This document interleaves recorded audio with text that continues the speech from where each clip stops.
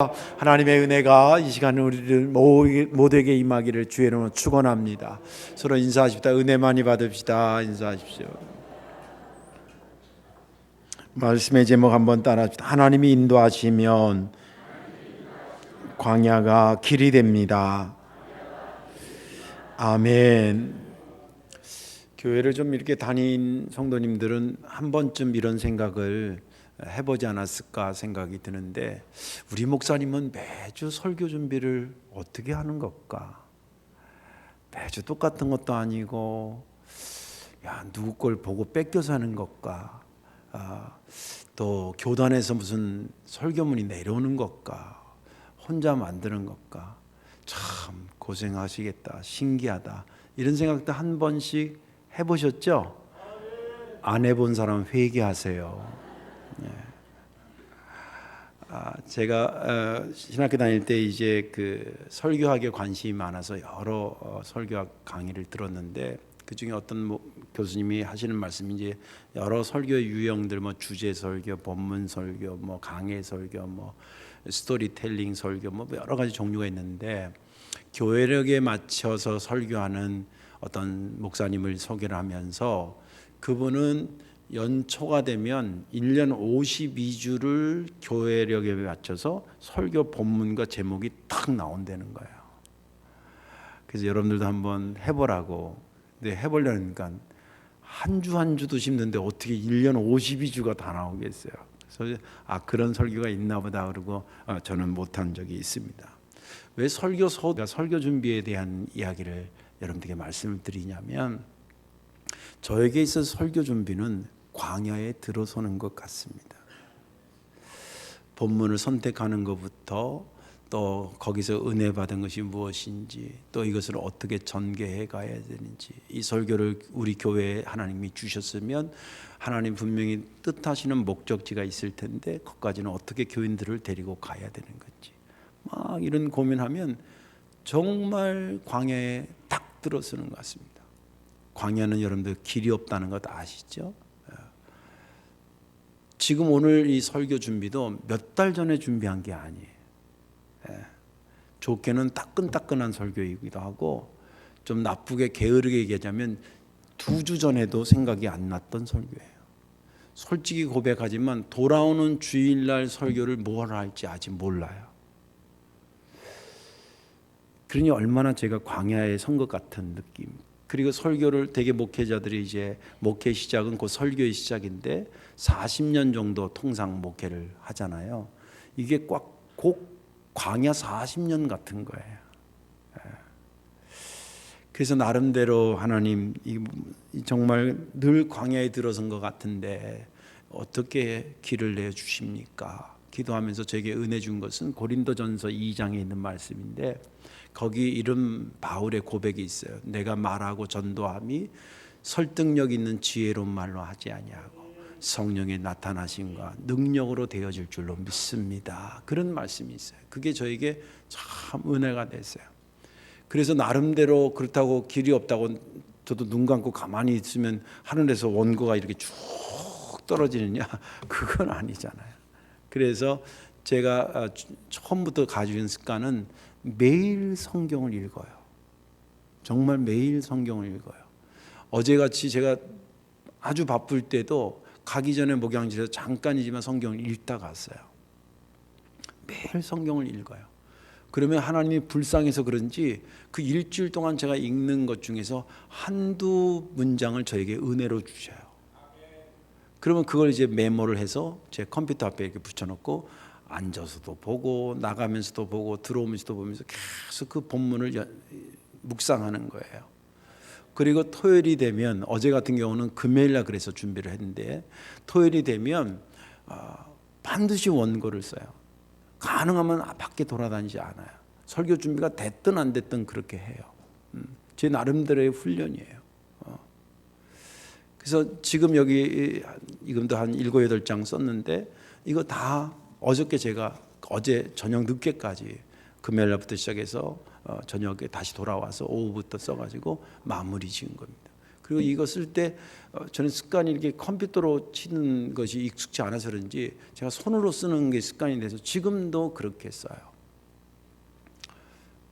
그리고 또 그거 쓴 다음에 쓰기 전에도 기도하고 쓰면서도 순간순간 기도하고 예배에 오기 지금 들어오기 직전에도 목양실에서 잠깐 엎드려서 이 본문을 놓고 하나님 제가 한 것까지는 여기까지인데 이게 은혜가 되고 저들에게 힘이 되려면 성령님께서 역사하셔야 됩니다. 제가 할 수 있는 건 최선을 다해서 했는데 나머지 것은 주께서 책임져 주세요. 그렇게 기도하고 내려옵니다. 그렇게 30몇 년을 살아왔습니다. 매주 설교가 광야에 들어선 것 같은데 또 하나님께서 역사하실 것을 믿고 그런 방법으로 계속 매일 성경을 읽고 묵상하고 원고를 쓰고 기도하면서 준비해서 그런지 끝나고 나면 제 착각인지 모르겠지만 그래도 그 본문을 통해서 하나님께서 주신 것이 도착한 것 같은 느낌을 받아서 또 감사하면서 다음 설교를 준비하고 있습니다. 하나님이 인도하시면 광야가 길이 됩니다.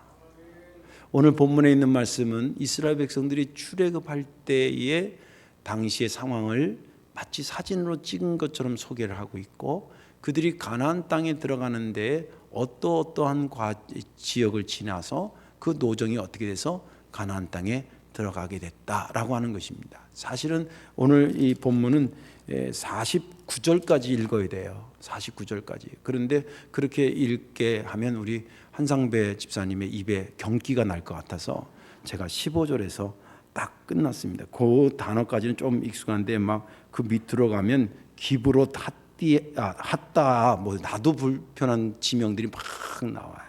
그래서 거기서 끝났는데 역사는 그렇게 흘러가는 것을 말해주고 있습니다. 출애굽 당시에 하나님께서 모세와 아론에게 명령하신 대로 그 명령을 받아서 모세가 이스라엘 백성들을 이끌어 나왔다. 그때가 언제냐면 유월절 다음 날이었다. 유월절 아시죠?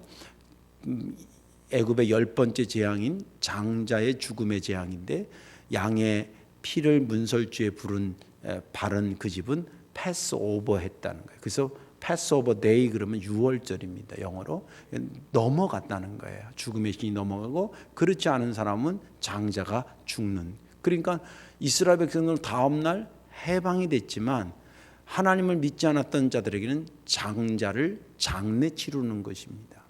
그리고 오늘 본문에는 말하기를 이스라엘 백성들이 야 빨리빨리 나가자 막 되게 어디서 탈출할 때 보면 막 조심조심 막 이렇게 몸을 움츠리고 나오잖아요. 그게 아니라 큰 권능으로 나왔다는 말이 영어 성경에는 뭐라 나오냐면 이런 겁니다. 전쟁에서 이긴 자들이 야 너네 봤지? 하나님이 이런 분이야. 그리고 다른 본문하고 연결해서 해석하면 야 나 금 좀 줘. 좋은 옷값 내놔.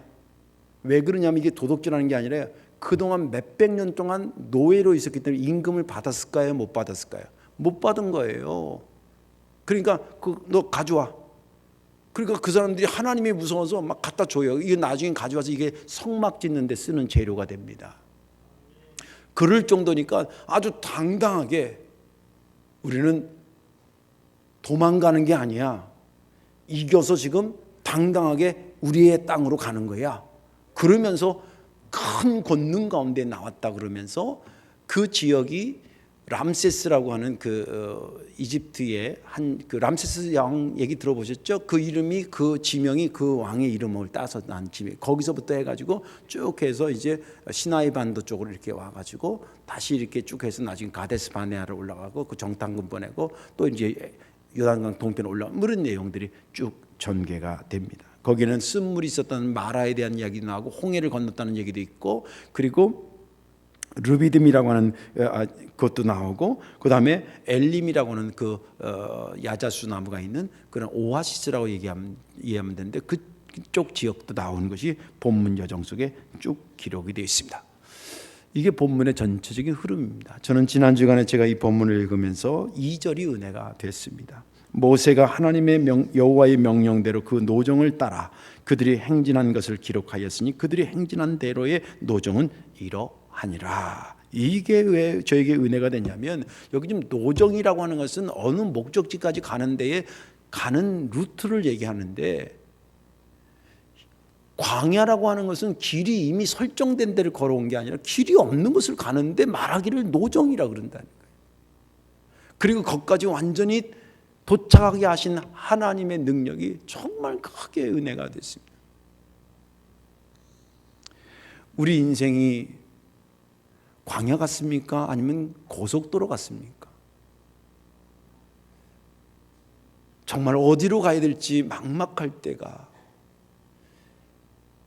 내 삶의 순간순간 나를 위협하고 있을 때에 이스라엘 백성들이 광야 앞에 선 그 모습이나 내 삶의 광야에 내가 선 것이나, 제가 조금 전에 얘기했던 야 다음 주 설교는 이제 뭘 하지라고 하는 광야에 들어선 것 같은 느낌이나 아마 비슷비슷한 생각들 아닐까 생각을 합니다. 어디로 가야 될지 모르는 저희들에게 노정을 만드셔서 길을 만들어서 그것을 거쳐 가나안 땅에 가시는 하나님, 오늘 말씀 듣다가 그 하나님을 다시 한번 경험하기를 주님의 이름으로 축원합니다. 하나님의 인도하시면 왜 광야가 길이 되는 걸까요? 그 첫째는 앞서 행하시기 때문입니다. 오늘 본문 2절에 보면 아까도 읽었습니다. 모세가 여호와의 명령대로 그 노정을 따라 그들이 행진한 것을 기록하였으니, 이렇게 되어 있습니다. 이 2절을 가만히 묵상하면 우리에게 아주 매우 중요한 영적인 정보를 알려주고 있는데, 어떤 정보냐면 이들이 출애굽에서 광야로 접어들었을 때 가장 먼저 누가 앞에 섰었냐라고 하는 정보를 우리에게 주고 있습니다. 근데 그게 왜 중요한 정보일까? 그것은 광야라고 하는 특수한 상황 때문에 아주 중요한 정보입니다. 예를 들어서 내가 어디를 가는데 이미 길이 다 나져 있어요. 아니면 내가 여러 번 그 길을 갔기 때문에 그 길에 대해서 훤히 알아요. 그러면 그런 상황에서 다시 그 길을 향해서 거기 갈 때 누가 앞장서느냐는 그렇게 중요하지 않아요. 아빠 어디로 가? 이 길로 쭉 가면 돼.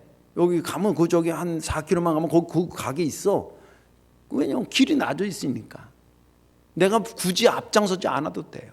또 늘상 갔던 길이고 아는 길이면 누가 친구가 앞장서든 내가 앞장서든 우리 집사람이 앞장서든 그거 중요하지 않아요. 왜?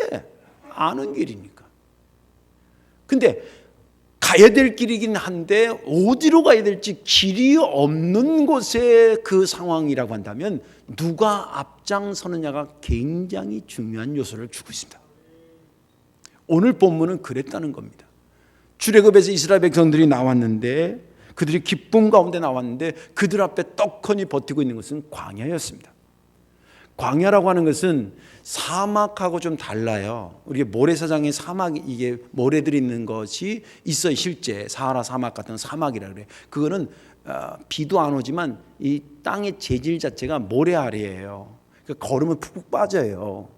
근데 광야는 일반 땅이에요. 비만 오면 농사 지을 수도 있는 곳이에요. 근데 뭐가 안 오냐면 비가 안 오는 거예요. 비가 안 오니까 마실 물이 없어요. 마실 물이 없으니까 사람이 안 살아요. 사람이 안 사니까 길이 없는 거예요. 그 길로 하나님께서 데리고 나오신 겁니다. 이게 이스라엘 백성들이 처한 상황이었어요. 그런데 오늘 여기 본문에 보면은 이 2절에 등장인물이 셋이 나옵니다. 하나는 하나님이 나오고, 그리고 두 번째는 모세가 나오고, 그리고 이스라엘 백성이 나와요. 이 세 등장인물 중에서 과연 가나안 땅에까지 가는데 가장 먼저 움직인 분이 누구냐는 거예요. 이스라엘 백성이냐, 모세냐, 아니면 하나님이냐? 성경은 하나님이라고 말해주고 있다는 거예요. 근데 그것을 그 단서가 뭐냐면 여호와의 명령을 따라 그랬어요.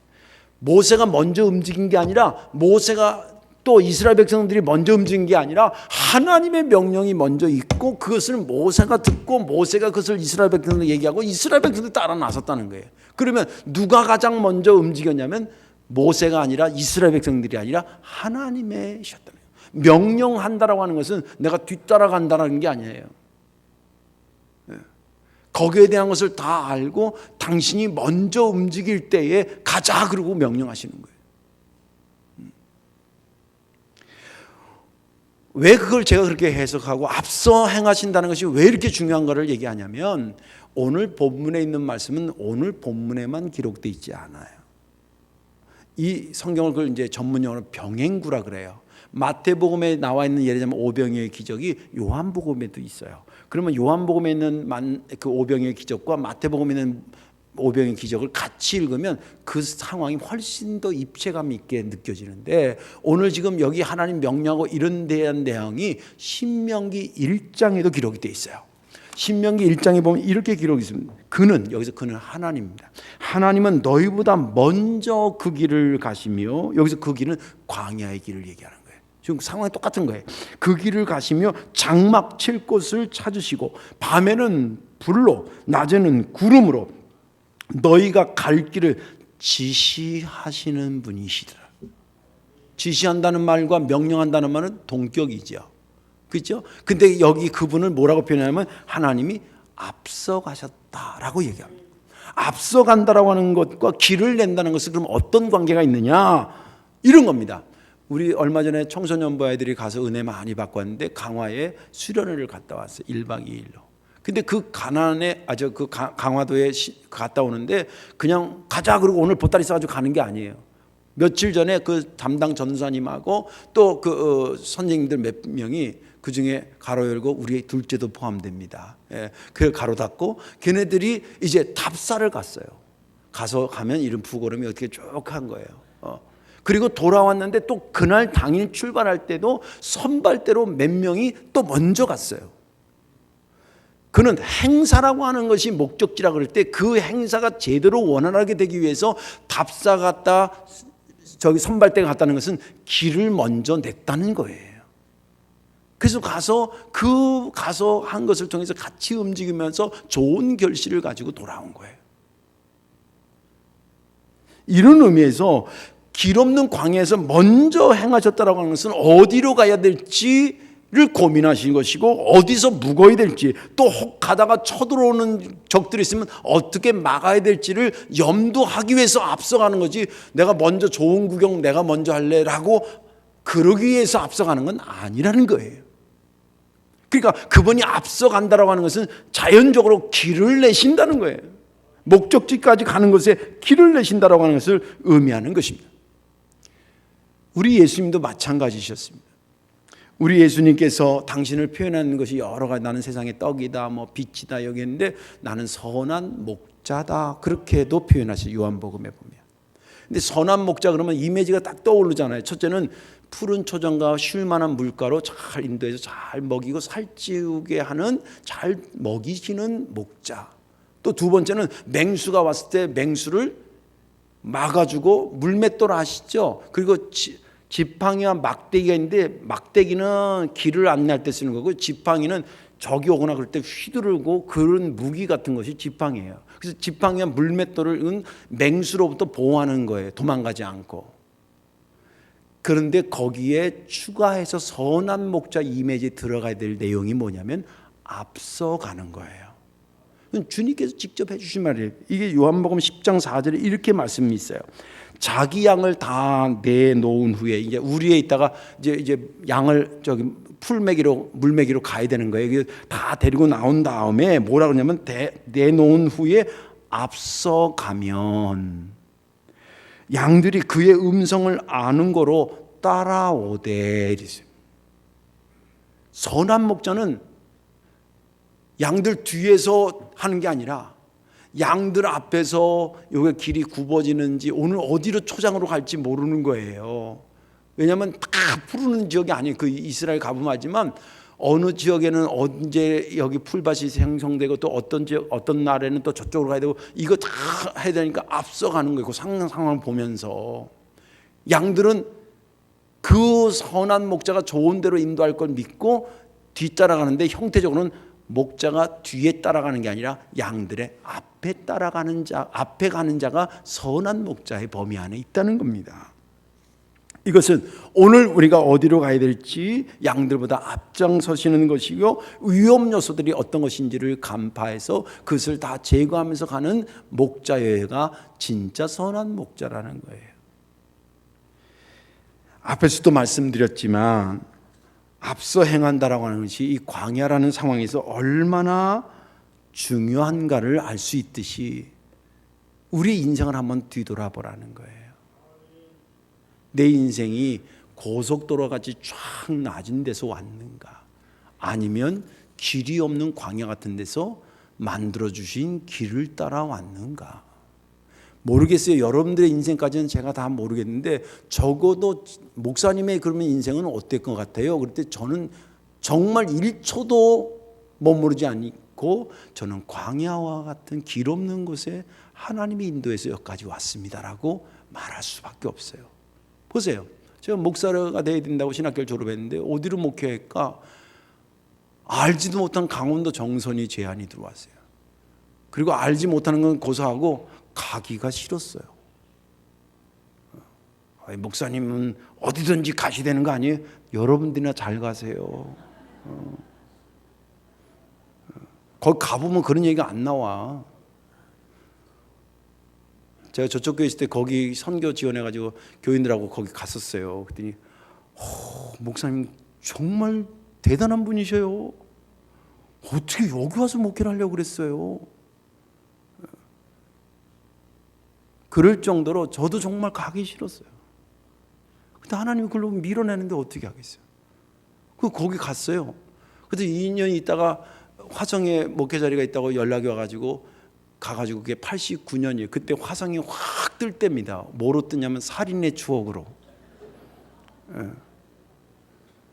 그 가서 한 달 만에 결혼하게 됐어요. 그 저희 집사는 서울에 사람이잖아요. 친구들이 너 결혼해서 어디로 가냐? 화성으로 가니까 친구들이 막 땅을 치면서 왜 가도 하필 화성으로 가냐고. 진짜 저희 있던 거기서 차로 15분밖에 안 떨어져 있어요. 그 사고 난 데가 다 거기예요. 보통이 저수진이 뭐 이런 게 다 그쪽 길이거든요. 정남 이쪽이에요. 예. 거기서 오래 있게 하셨어요. 그리고 7년 전에 알지도 못하는 성덕교회 제안이 들어와서 저를 인도하셨어요. 제가 신학교 돌아가면서 나는 이 다음에 목회 나가면 정선에 가서 있다가 화성에 가서 하다가 그 다음에 인천에서 인생을 마침표 은퇴해야 되겠다. 이런 계획 몰라서도 그렇고 세운 적도 없어요. 뭐 여러분들 인천에서 살기는 하지만 사실 우리나라에서 인천이 가장 살기 좋은 곳은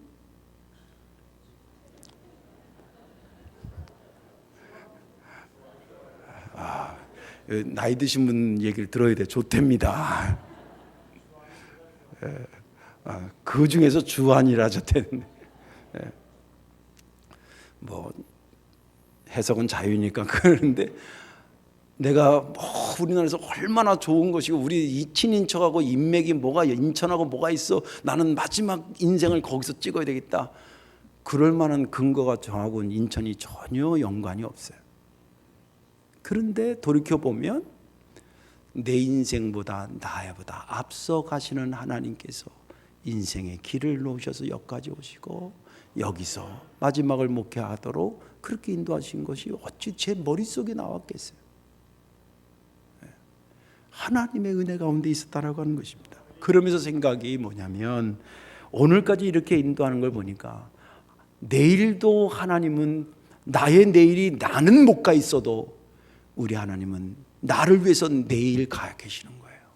그래서 성경에 내일 일은 내일이 걱정하게 하라는 것은 이런 신학적인 바탕을 가지고 하신 말씀이에요. 두려워하지 말아야 되겠구나. 그렇구나. 내가 계획을 세운다고 되는 것도 아닌데 오늘에 충실하고 나는 열심히 하나님 등만 보고 가야 되겠구나. 그것이 제 솔직한 심정이고 여러분들에게 부탁하고 싶은 믿음이에요. 내일 거를 뭐 걱정한다고 오늘 되는 것도 아니고 또 기뻐한다고 내일 기쁜 일이 그대로 반드시 되라는 법도 없고 정말 길이 없는 광야 같은 데 있지만 하나님께서 앞서 행하시니까 할렐루야. 그것이 나에게 그 자체가 길이 될 줄로 믿습니다. 두 번째로 왜 하나님이 인도하시면 광야가 길이 되느냐면 광야의 권세보다 하나님의 권세가 더 크기 때문입니다. 오늘 3절에 보면 그들이 첫째 달 15째 날에 람셋을 떠났으니 곧 6월절 다음 날이라. 이스라엘 자손이 애굽 모든 사람의 목전에서 큰 권능으로 나왔으니. 이 3절을 보면 이스라엘 백성들이 출애굽할 때 당시의 사진을 마치 탁 찍은 것처럼 우리에게 보여주고 있는데, 여기 보면 엎드려 있는 애굽 사람과 당당하게 걸어 나오는 이스라엘 사람들을 연상케 합니다. 근데 이게 불과 며칠 전만 해도 그 나라의 노예로 있다라고 하는 것은 애굽의 권세가, 힘의 원리로 하는 애굽의 권세가 더 커가지고 이스라엘 백성들을 발로 밟고 있었다는 거 아닙니까? 그런데 거기에 어떤 권세가 개입되는 순간에 밟혔던 이스라엘은 누르고 있던 애굽 위로 올라와서 당당하게 너희들 까불지 마, 우리 하나님 이런 분이야, 그러면서 걸어왔다는 거예요. 이 원리를 그대로 광야에 걸어가야 될 상황으로 한번 가져와서 해석해 보시라는 거예요. 광야는 생물체는 아니지요. 그러나 광야가 주는 나름대로의 권세가 있어요. 이건 뭐냐면, 예를 들자면 광야 그까짓 거 뭐 집까짓 게 뭐야, 그리고 광야에 아무렇게나 준비 없이 들어섰다가 실제 죽는 사고가 가끔 있어요. 지금도 뭐 걸어가면 동네가 있는 게 아니에요. 여러분들, 그런데 우리나라에서는 그런 경험하기가 쉽지 않은데 몇 시간을 가도 광야예요. 차로 생각해 보세요. 몇 시간을 걸어도, 차가 가도 광야예요. 그걸 만약 걸어서 간다고 생각해 보세요. 만만히 봤다가 한 방에 날아가는 수가 있는 거예요. 물이 없습니다. 물을 못 먹으면 죽는다는 거 아시죠? 네. 물이 없어요. 그리고 이 비가 없다는 얘기는 구름이 없다는 거예요. 구름이 없으면 그 햇빛이 얼마나 강렬한지 몰라요. 그러면 있는 수분도 빨리 증발돼. 그 뜨거움에 견딜 수가 없어. 또 저녁이 되면요, 기온이 확 떨어져요. 하루 일교차가 20도 이상 나요. 이게 광야의 특징이에요. 왜 그러냐면 지정학적으로 그래요. 그렇죠? 나무가 자라지 않으니까 먹을 게 없어요. 인간 생존에 직결되는 게 먹는 문제인데 이걸 다 겸비하고 있는 게 광야예요. 거기에 안 들어서면 모르지만 그 광야에 들어서는 순간 광야가 갖고 있는 그 권세가 나한테 확 몰려오는 거예요. 그런데 그 광야보다 더 큰 권세가 광야에 서 있는 나를 감싼다고 한다면 나에게 더 이상 광야는 광야가 아니라는 거예요. 오늘 주님께서 하신 역사를 보세요. 광야가 물이 없어요. 거기에 엘림이라든지 르비딤이라든지 마라의 쓴물을 달게 만드신 거지. 이런 물의 역사를, 생명수의 역사를 만들어 주셨어요. 아까도 말한 떼약빛이었어요. 구름 기둥으로 막아주셨어요. 저녁에 너무 추워요. 불기둥으로 그들을 데펴 주셨어요. 먹을 게 없어요. 하늘의 만나로 먹이시고 메추라기로 먹이셨어요. 자, 보세요. 광야 나름대로의 권세가 있지만 그 권세보다 더 큰 하나님의 권세가 광야에 선 나에게 임하니까 내가 광야의 권세에 눌리키지 않고 하나님의 권세로 내가 보호함을 받으니까 광야의 길이 사라진 게 아니라 길이 생겨지는 겁니다. 이게 성경이 우리에게 주시는 말씀이에요. 예수님의 사역들도 보면 여러 기적 사건이 있어요. 예를 들면 병 고침의 사건, 오병이의 기적의 사건, 귀신 쫓아내는 것, 풍랑을 잔잔케 하신 것, 가늠하다 붙잡힌 여인의 죄를 용서한 것, 죽은 나사로를 살리는 것, 이게 대표적인 기적 사건이에요. 기적 사건으로 분류해서 해석할 수 있어요. 그러나 이런 것을 이런 원리로 한번 생각해 보세요. 그것의 나름대로 병의 권세, 어떤 이 오병이어는 먹는 돈의 그 권세거든요. 권세, 또 죄의 권세, 이런 권세를 주님께서 하나씩 파시는 걸로 생각해 보세요. 병 고치는 것, 주님은 병 고치러 이 땅에 오신 분은 아니나 병으로 힘든 병의 권세에 사로잡힌 사람에게 그 권세를 몰아치시고 몰아치신 결과 그가 치유받는 걸로 나타나요. 악한 귀신에 들려있는 그 악한 권세가 있거든요. 그걸 물리치시니까 그 사람이 제정신이 돌아온 것으로 나타나요. 죽음의 권세가 작지 않나요? 그 죽음의 권세를 물리치니까 나사로가 사는 거예요. 죄 가운데 붙잡힌 그 가늠한 여인, 돌로 쳐라버리면서 그 여인을 용서해 줘요. 죄의 권세가 그를 쥐어잡지만 주님의 은혜의 권세가 그것을 물리쳐요.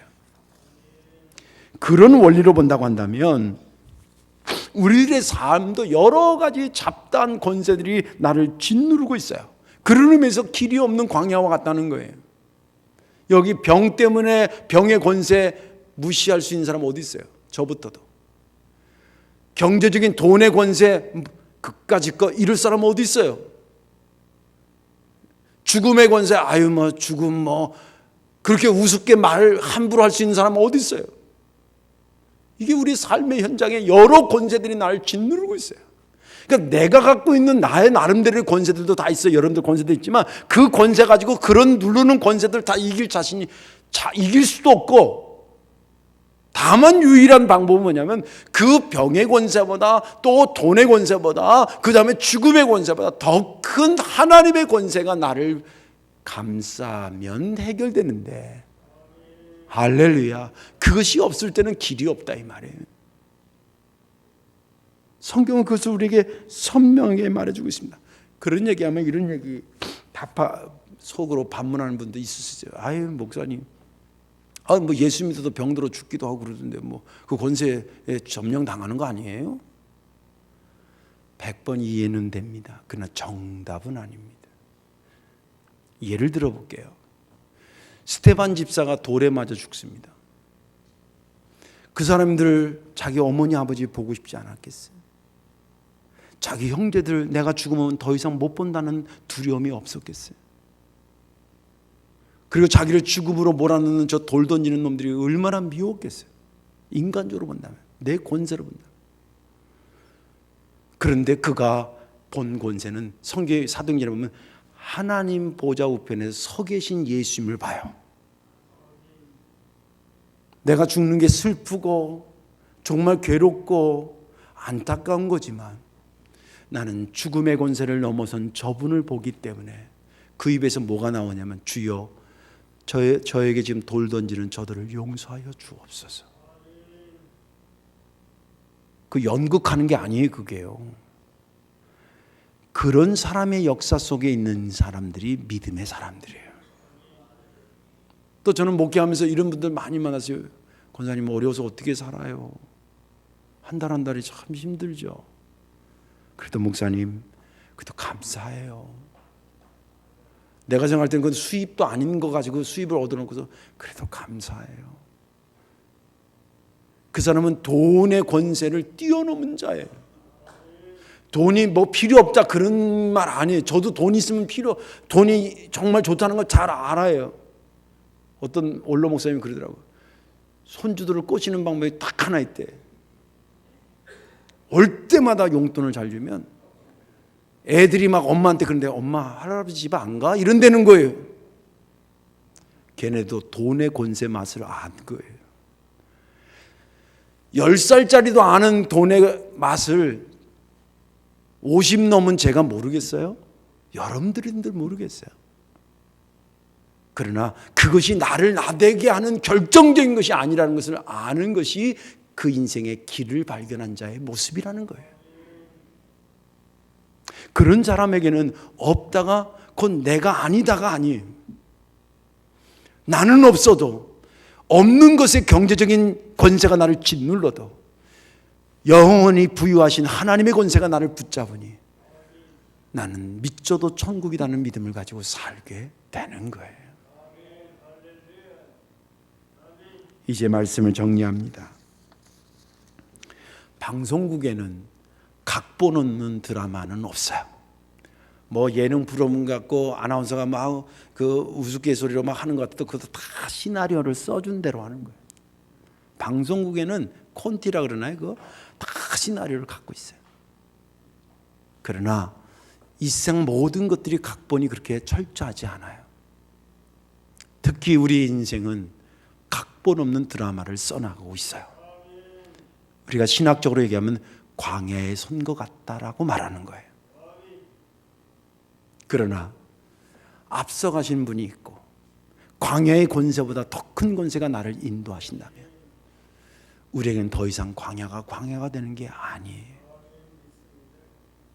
오늘 설교는 참 내용이 어려운 게 아니라 생각할수록 힘든 설교를 제가 하고 있어요. 그러나 이게 주님이 우리에게 주시는 말씀이에요. 오늘 이 말씀을 잘 기억하셔서 길이 안 보인다 생각할 때 앞서 행하시는 하나님이 여러분들의 길을 내실 것이고 어떤 세력보다도 더 강력한 하나님의 권세가 나를 보호하신다는 믿음으로 길을 발견하고 살아가시는 저와 여러분들 되시기를 주님의 이름으로 축원합니다. 기도하겠습니다. 사랑과 은혜가 많으신 아버지 하나님, 정말 어려운 설교를 했습니다. 어렵다는 것은 내용이 어렵다기보다는 저도 이 말하고 이 말대로 살기가 참 힘든 말씀을 함께 나누었습니다. 그러나 분명한 것은 주께서 주신 말씀인 줄 믿고 선언했사오니 이 말씀대로 되게 하여 주옵소서. 앞서 행하시고 또 어떤 권세보다도 큰 권세로 우리를 보호하사 우리로 하여금 오늘에 있게 하시라. 앞날에도 주의 권세로 우리를 인도하옵소서. 예수님의 이름으로 축복하며 기도하옵나이다. 아멘.